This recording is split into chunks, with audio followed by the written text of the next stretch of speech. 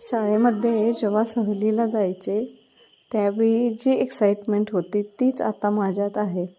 कारण लग्नानंतर पहिल्यांदा मी सोलो ट्रिपला जाते. ट्रिप म्हणणार नाही, पण ऑफिसचं ट्रेनिंग आहे, तेही नागपूरला. आणि मला एकटीला जायचं आहे तिकडे, त्यामुळे खूप एक्सायटेड आहे. 7 वर्ष झाली लग्नाला. त्याच्यानंतर आम्ही फिरायला जातो बाहेर, पण फॅमिलीसोबत. यावेळेस मला एकटीला जायचं आहे आणि त्याचीच एक्साइटमेंट खूप आहे. काय करायचं आणि काय नाही ते समजतच नाही आहे. कलिग्स आहेत सोबत, पण सहलीला जाताना जसं 2-3 दिवस आपल्याला झोप लागत नव्हती शाळेत असताना, तसंच मला आत्ताही झाले. पॅकिंग करू, काय करू, कोणत्या गोष्टी घेऊ, यातच सगळं जाते. जाणार तर आहे 2 दिवस, पण आठवडा झालं मी याचं प्लॅनिंगच करते. पॅकिंग करते, शॉपिंग करते, काय करू आणि काय नको असं झालेलं आहे. आणि ही एक्साइटमेंट खूप वेगळी आहे.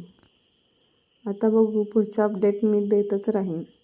एखादा व्हिडिओ तिथलाही पोस्ट करेन. So stay tuned.